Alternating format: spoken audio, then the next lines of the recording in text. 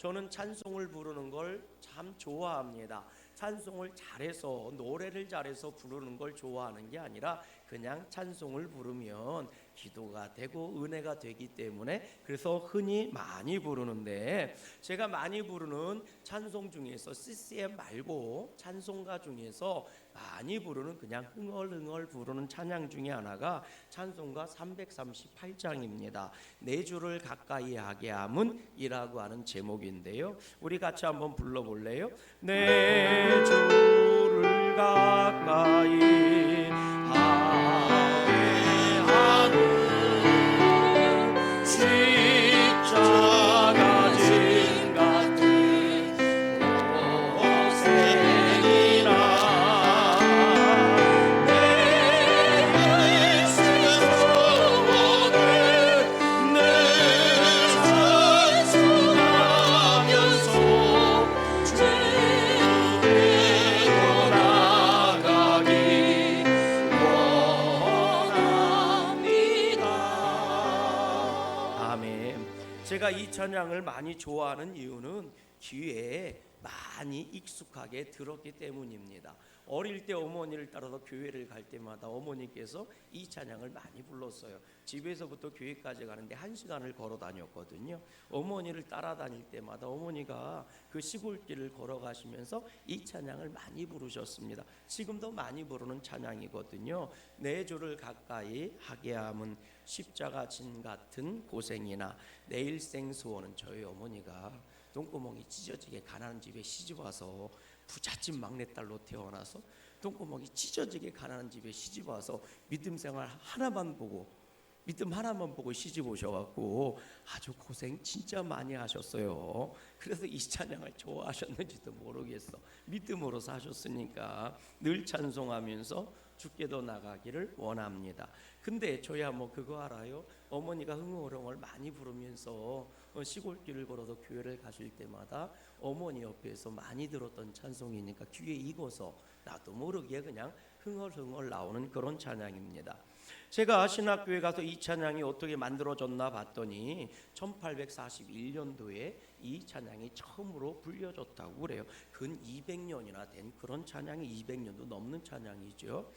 사라 플라워 아담스라고 하는 영국 여성 작가가 있었답니다. 시도 쓰고 그리고 글도 쓰고 연극 대본도 쓰고 또 연극도 굉장히 잘하는 아주 다재다능한 그런 여인이었다는 겁니다. 그런데 25살 때 과로로 인해서 병을 얻었답니다. 그리고 근 20여 년 동안 그 질병에서 벗어나질 못해요. 그러다가 43살의 젊은 나이에 죽고 맙니다. 그런데 그 죽는 순간까지 그녀는 주님만을 의지하고 살았다고 하지요. 그 병들어 있던 그 18년의 시간 동안 이제 세상 모든 것을 다 접어버리고 주님을 향한 영광과 찬양을 돌리는 시만을 썼고 그리고 찬송만을 만들었다고 하지요. 그리고 수없이 많은 신앙의 글을 썼다고 알려졌습니다.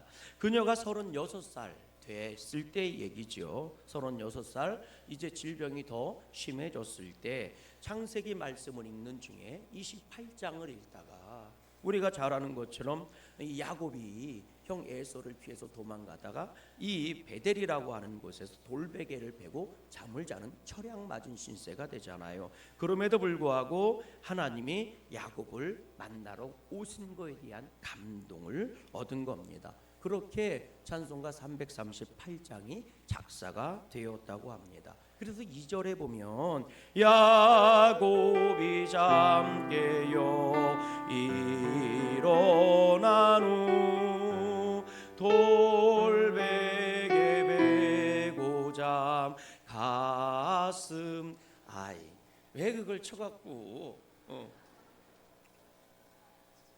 이게 감동의 포인트였는데 그 찬양이 2절에 나오는 거예요. 야곱이 잠깨어 일어난 후 돌베개 베고 잠 갔습니다. 이 찬양이죠. 그렇게 2절이 시작하는데 비록 돌베개를 베고 잠을 청한다 할지라도 그렇게 인생이 부족하고 철양 맞고 연약해도 우리를 하나님께서는 영원히 돌보시고 영원히 사랑하시고 영원히 책임져 주신다는 그것에 대한 사랑의 고백이었던 거죠. 사실 그 야곱의 모습이 아니라 바로 자기 자신의 모습을 하나님 앞에 고백했던, 주님만을 바라보겠다라고 고백했던 찬양이었던 겁니다. 오늘날 그러다 보니 수없이 많은 성도들이 이 찬양을 은혜 받고, 이 찬양을 부를 때 은혜를 받고 감동을 받는 것 아니겠습니까? 그런데 이 찬양이 전 세계 사람들이 감동을 줬던, 그랬던 적이 있습니다. 예수님을 안 믿는 사람도 눈물을 뚝뚝 흘리며 들었던 그런 적이 있는데, 여러분들 영화 제목 잘 아실 거예요. 타이타닉이라고. 모른다고요? 아시죠? 물론 남자가 하진 않아서 여자가 있어. 이렇게 한 거. 그 타이타닉에 수없이 많은, 이 타이타닉이 그 시대에 가장 강하고 가장 크고 가장 멋진 배였다고 하죠. 그런데 자신감 있게 나갔다가 우리가 잘 아는 것처럼 빙하에 부딪혀서 침몰을 하게 됩니다. 침몰을 하는데 너무나 많은 사람이 탔기 때문에 구명보트가 모자랐던 거예요. 그러니 사람들이 우왕좌왕 갈팡질팡 무질서가 막 난무하고 있었죠. 막 먼저 구명보트에 타려고도 하고 막 난리치고 그러던 상황이었는데, 그렇게 갈팡질팡할 때 가판 위에서 이 찬양이 바이올린 선곡을 통해서 울려나기 시작한 겁니다. 내 주를 가까이 하게 함은, 이 얘기지요. 타이타닉 영화 중에서요, 이거 픽션입니다. 가짜입니다. 그런 일 없었어요. 그런 일 없었고, 거기에 나오는 수없이 많은 에피소드나 사랑 이야기, 뭐 무슨 반지인가, 뭐 목걸이인가, 뭐 건진 거, 뭐 그 얘기 있잖아요. 그거 다 가짜입니다. 가짜. 그거 다 소설이고요. 진짜는 요것밖에 없어요. 그때 살아남은 사람들이 어떻게 그 우왕좌왕하고 혼란했던 것이 어떻게 언제부터 정리되고 어떻게 일사천리로 구조가 이루어졌는지에 대해서 얘기할 때 바로 이 얘기를 해준 겁니다. 그때 가판 위에서 내 주를 가까이 하게 하무니 바이올린으로부터 시작됐고 합주가 시작됐고 찬양이 시작되었다는 겁니다. 그리고 나서 질서가 잡히고 사람들이 진정을 하고 마음의 평화를 얻게 되었다지요. 그 바이올린을 처음으로 킨 사람이 와리스 히틀리라고 하는 분입니다. 바이올리스트였는데요. 이분은 왜 타이타닉호를 탔느냐? 복음을 증거하기 위해서 그 배에 올랐다고 합니다. 복음을 전하려고, 직장 생활 때문에 오른 게 아니라 그 배에 있는 사람들에게 복음을 전하려고 그 배에 올랐다는 거죠. 그랬는데 배가 침몰하는 상황 속에서 사람들이 우왕좌왕할 때 그는 내 주를 가까이 하게 하면 내 평생 고생이지만 나는 주님만 바라보고 삽니다 하고 바이올린을 치기 시작한 거예요. 이 선율이 아름답게 울려 퍼지면서 그는 끊임없이 배가 침몰할 때까지 외쳤답니다. 예수 그리스도를 의지하십시오. 그분을 가까이 하십시오. 예수님만이 우리의 소망입니다. 손으로는 바이올린을 치면서 연주를 하면서 끊임없이 사람들에게 외쳤답니다. 예수님만을 바라보십시오. 예수님만이 우리의 소망입니다. 그분을 가까이 하십시오.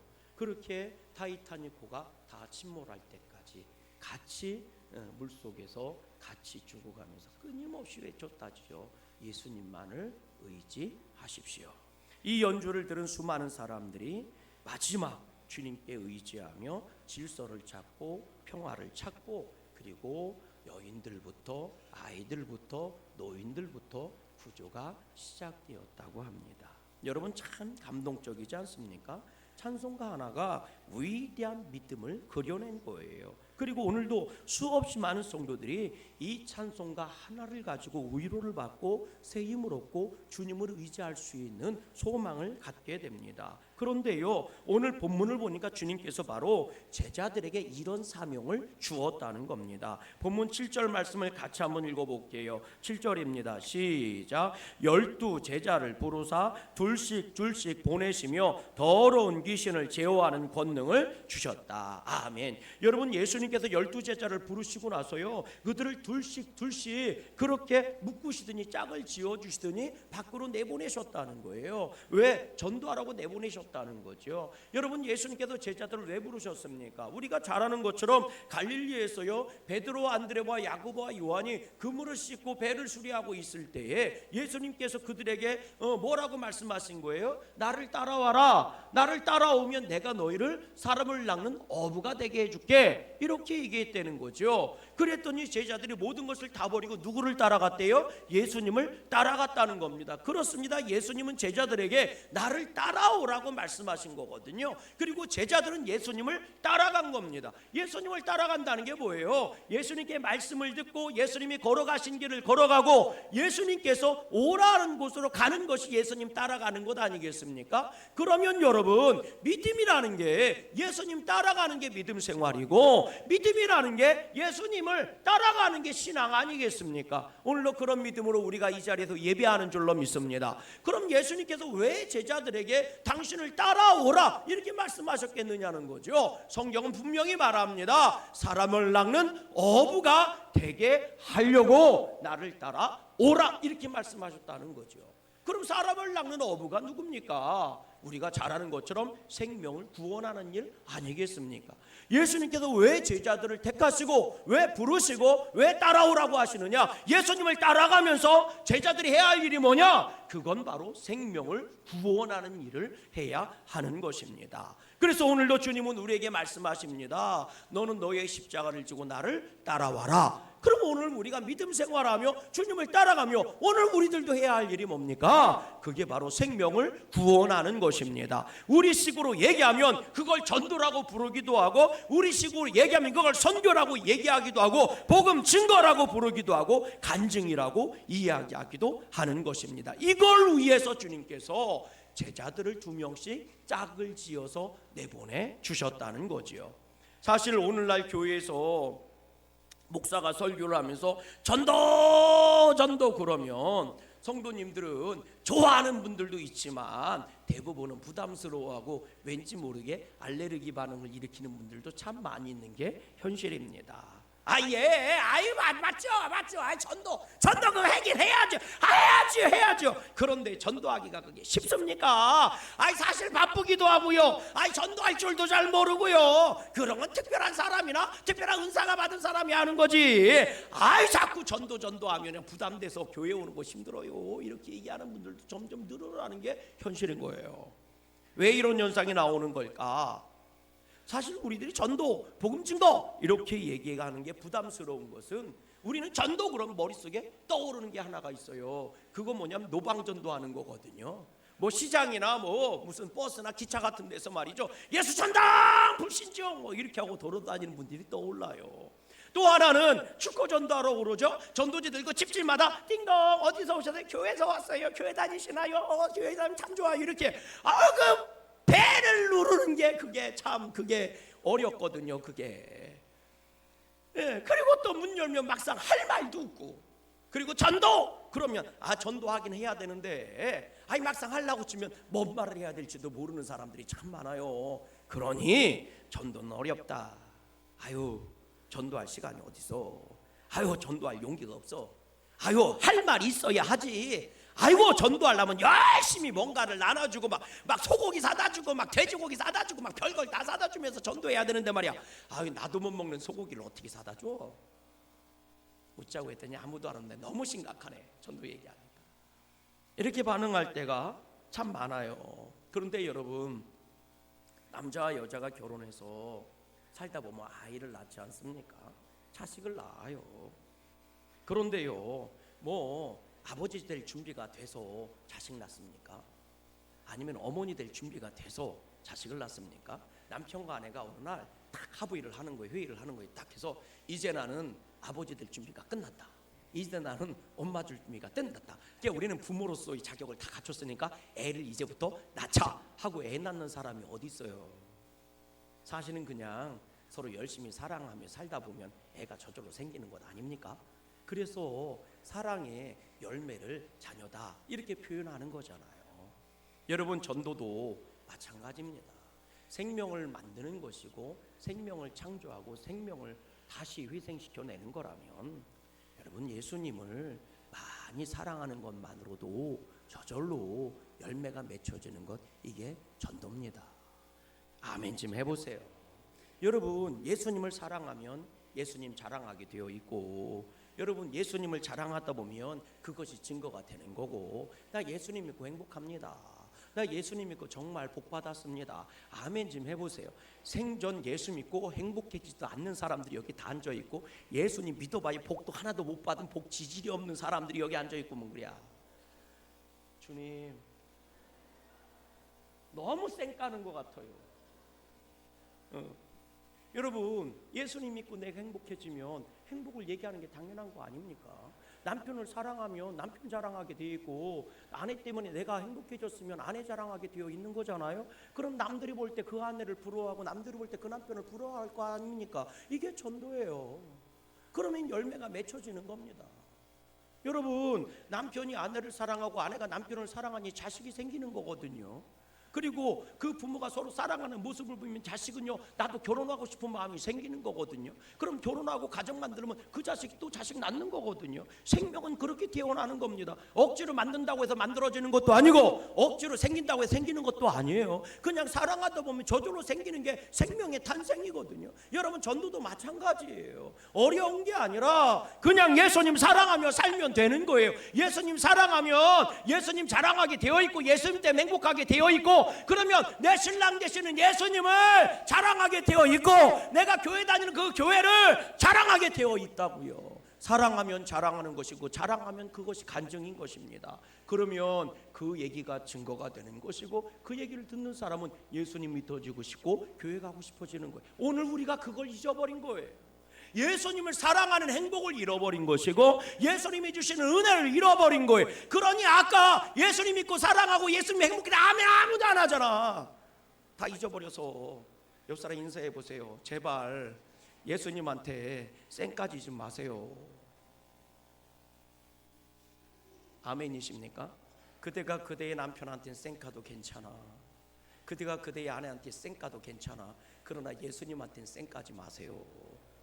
아멘이십니까?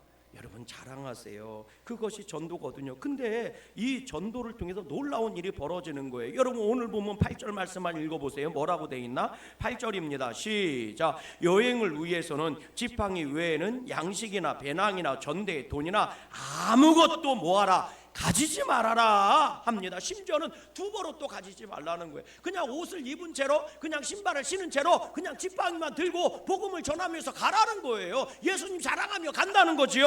난 예수가 좋아요. 난 예수가 좋아요. 우리 정말 찬양이 있잖아요. 난 예수가 좋다오 하는 거. 아멘. 뒷부분만 들으면 늑대 소리지만 앞에까지 들으면 찬양이 되는 거. 여러분, 난 예수가 좋다오. 여러분, 지팡이만 붙잡고 신던 신 그냥 신고 그냥 옷 입고 가라는 얘기가 뭡니까? 복음을 전하는데 생명을 살리는 데는 특별한 너의 재주나 지식이나 경험이 필요한 게 아니라는 거예요. 그냥 예수님만 좋다고 나가면 된다는 거예요.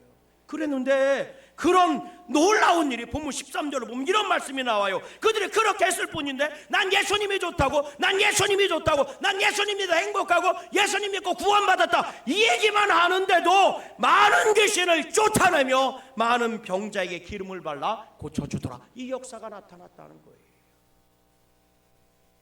오늘 우리에게 주님이 복음을 전하고 전도하라고 생명을 살리라 하신 것은 단순히 생명을 구원하는 것이 아니라 우리에게 하늘의 기적과 하늘의 능력을 만나게 하시기 위함이라는 거예요.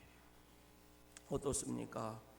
오늘 여러분들은 얼마나 주님을 나타내는 삶을 살고 있을까? 내 입술이, 내 눈동자가, 내 숨소리에서 주님의 복음이 담겨 있는 것일까? 천안에서 목회를 할 때 돌잔치를 제법 많이 쫓아다녔습니다. 그 유명한 빕스라고 하는 레스토랑에서, 빕스라고 아세요? 양구에는 없어요. 빕스라는 레스토랑에서 돌잔치를 했는데 예배를 드려주고, 그리고 나서 이제 빕스에서 유명한 게 스테이크거든요. 스테이크. 그거를 아주 두툼하게 나와요. 그 스테이크를 맛있게 먹는데 그 옆에 양파가 이렇게 채소가 있잖아요. 양파가 이렇게 나오는데 제가 익힌 양파를 좋아합니다. 제가 대부분 양파가 들어있는 음식들을 좋아하거든요. 그런데 이제 자신감 있게 양파를 푹 찍어서 딱 한 입을 이따만한 거를 딱 먹었어요. 뭉치로 나오니까 딱 먹고 우적우적 씹는데 양파가 덜 익은 거예요. 그래서 양파의 매운내가 확 퍼지는 겁니다. 그래도 어떻게 해요? 뱉을 수는 없잖아요, 목사 체면에. 그래서 그냥 우적우적 아무렇지도 않은 듯이 아주 그냥 씹고 썩어가면서 우적우적 씹어서 삼켜 먹었어요. 얼마나 매웠는지 몰라. 그리고 물을 이렇게 먹었지 않았겠어요? 문제는 그 뒤부터 제 입에서 양파 냄새가 계속 나는 거예요. 껌을 씹어도 양파 냄새가 나고, 양치질을 해도 양파 냄새가 나고, 별짓을 다 해도 양파 냄새가 그 밤중까지 없어지지를 않는 거예요. 그러니까 아우 양파 냄새 아시죠? 그 양파의 그 냄새 아는 사람은 알아. 그래서 그러고 있는데 순간 그런 생각이 들더라고요. 야, 이렇게 덜 익은 양파를 먹어도 하루 종일 냄새가 나를 떠나지 않는데, 나는 주님의 말씀을 먹고 그분의 은혜를 먹고 살면서도 그분의 냄새는 안 나는 것 같으니, 이런 생각이 불현듯 들더라고요.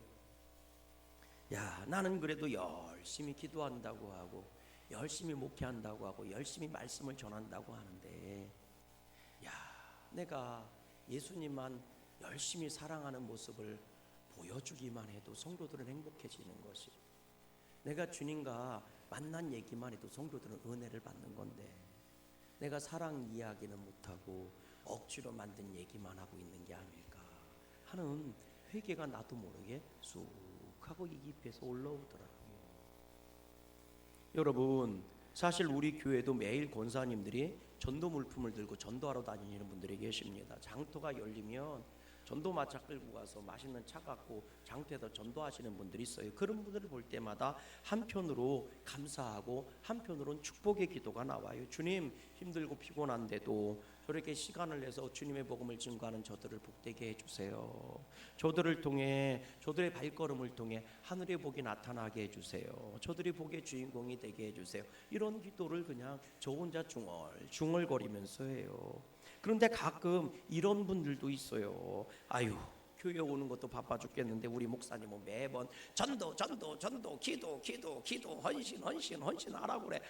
그럴 때마다 참 미안하고 부담스럽기도 하고 그래. 교회 다니기 너무 힘들어, 이렇게 말하는 분들도 있어요. 그런데 그런 얘기를 들으면요, 저처럼 긍정맨인 사람들이요, 이 안에서 이 속알머리가 쑥 하고 올라와요. 밴댕이 속이 쭉 하고 올라와요. 속 좁은 마음이 쭉 올라와요. 그래서 저처럼 얼마나 긍정맨이에요. 제가 아멘한 사람만 복이 있을지어다. 내가 언제 신경질 내는 거 봐서 항상 웃지? 내 별명이 하이탈인데. 여러분, 저처럼요 긍정으로 살려고 하는 애쓰는데도 불구하고 이 안에서 부정적인 마음이 쑥 올라와요. 내가 교인들 너무 고생시키는가, 좀 하지 말아야 되나, 그만해야 되나, 이건 하지 말까, 이런 생각이 나도 모르게 쑥 하고 올라와요. 여러분, 말 한마디가 축복이 되고 말 한마디가 전도가 되고 말 한마디가 사명을 이루어가는 겁니다. 사실 장례식장에 가면요, 뭐라고 얘기합니까? 인사하면서 심심한 위로를 전합니다. 힘내세요, 좋은 데 가셨을 거예요, 이렇게 위로의 말을 하지 않습니까? 결혼식장에 가서는 뭐라고 얘기해요? 축하하고 축복합니다. 신부가 너무너무 예뻐요. 못생겼어도 무조건 그렇게 얘기하잖아요. 너무너무 예뻐요. 신랑도 너무너무 착해 보이고 선해, 이렇게 해주는 것 아닙니까? 그게 결혼식장의 말이죠. 또 직장에 가면요, 여러분들 스스로 그렇게 말하잖아요. 오늘 하루도 힘내자, 하자, 좋은 일이 있을 거야, 하자, 이러면서 직장생활 시작하는 것 아닙니까? 그럼 교회 오면 무엇라고 해야 하는 겁니까? 교회에서는요, 감사합니다, 기도하십시다, 예배하십시다, 봉사하십시다, 아멘할 때까지 예배하십시다, 기도하십시다. 왜 아멘을 안 하는 거예요? 이게 교회에 정말 어울리는 말인데. 그럼 만약에 여러분, 제가 여기서요 이렇게 말한다고 생각해 보세요. 여러분, 피곤하시죠? 뭐 피곤한데 기도 같은 걸 하세요. 기도 안 하셔도 돼, 안 하셔도 돼. 바빠 죽겠는데 무슨 예배? 하나님도 당신 바쁜 거 다 알아. 예배 안 드려도 돼, 안 드려도 돼. 아이, 하나님 그대의 형편과 사정을 다 아셔. 아이, 알아. 에이, 힘든데 무슨 전도라고 그래. 요즘 같은 때 무슨 나 믿음 생활하는 것도 힘들어 죽겠는데 무슨 전도라. 괜찮아. 힘들면 적당히 쉬어서 가. 그냥 적당히 믿어. 제가 여기서 이렇게 얘기하면 장로님들 회의합니다. 짐 싸라고. 왜? 교회하고 어울리는 말 아니니까. 여러분 생각해 보세요. 그럼 제가 뭐라고 얘기해야 돼요? 여기서 전도하지 마세요. 요즘처럼 전도하기 힘든 때에 그냥 그대의 믿음이나 잘 지키다 천국 가세요. 이렇게 얘기해야 되나요? 아니면 전도하세요. 이렇게 얘기해야 됩니까? 대답 안 하는 거 봐. 여러분 피곤한데 무슨 기도 같은 거라고 그러세요. 그러다가 건강에 문제 생겨서 죽을지도 몰라. 그러니까 그냥 잘 주무시고 그냥 편하게 하시다가 시간 날 때 기도하셔. 제가 이렇게 얘기해야 됩니까? 아니면 기도하세요. 피곤해도 기도하셔야 돼요. 힘들어도 기도하셔야 돼요. 이렇게 말해야 됩니까? 여러분 교회에 어울리는 것은 기도, 전도, 헌신. 이게 교회에 어울리는 말이에요. 그리고 그 말 들으려고 우리가 이 자리에 앉아 있는 것 아닙니까? 얼마 전에요 교육자 회의를 했는데 교육자가 끝나고 나서요 식당에서 이제 밥을 먹는데 한 상에 4명씩 앉으니까 목사님들이 이렇게 4명씩 해서 쭉 8명이 보통 한 테이블로 이렇게 해서 얘기가 오고 가요. 목사님들 보통 8명이 한 테이블로 오고 가거든요. 그런데 식사를 이제 맛있게 이렇게 먹고 있는데 목사님 한 분이 그러는 거예요. 요즘 말이야 정치가 말이야 개판이야 말이야 탄핵이 어쩌고 저쩌고 말씀하시니까 거기 있는 목사님들이 다 정치 얘기하시더라고. 그러다가 목사님 한 분이 말이죠. 요즘 이럴 때 있어 건강 지켜야 돼. 뭐 건강 뭐 하고 있어. 나는 요즘 등산하는데 재밌더라고. 이렇게 얘기하니까 또 다 건강 얘기해. 다 건강 얘기예요. 그러다가 어떤 목사님이요. 우리 아들이 고3인데 말이야 이게 대학에 입학해야 되는데 성적이 별로 좋지 않아서 이러니까 또 다 자식 얘기해 목사님들이. 그러다가 한 분 목사님이요.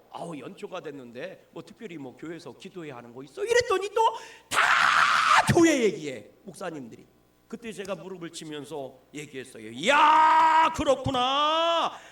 그렇구나. 누군가 하나가 바뀌면 모두가 바뀌는 거구나. 하나가 바꾸면 다 바뀌는 거구나. 그게 가정이든 속회든 회사든 그게 교회든 뭐든 하나가 바뀌면 나라든 뭐든 다 바뀌는 거구나. 제가요 그때 속으로 결심을 했어요. 절대로 내 입에서는 불평이나 원망이나 저주의 말을 하지 말아야 되겠다. 남들 숭보는 말을 하지 말아야 되겠다. 왜요? 그게 저주의 시작을 내가 하는 거잖아요. 내가 그 말을 꺼내는 순간 그 저주의 시작을 그 분란의 시작을 내가 만들어가는 거잖아요.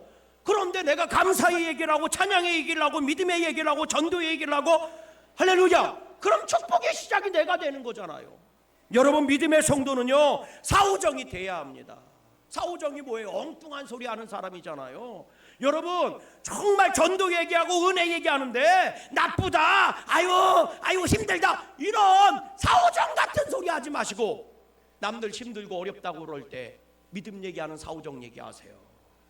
자식이 속썩이 힘들어 죽어서 그러면 우리 자식도 똑같아라고 얘기하지 말고 바꾸세요. 나부터 바꾸세요. 사오정이 되세요. 예배 열심히 드리면 복 받아 이렇게 바꾸세요. 웬 뚱땅지 같은 소리. 그게 사오정이라고요.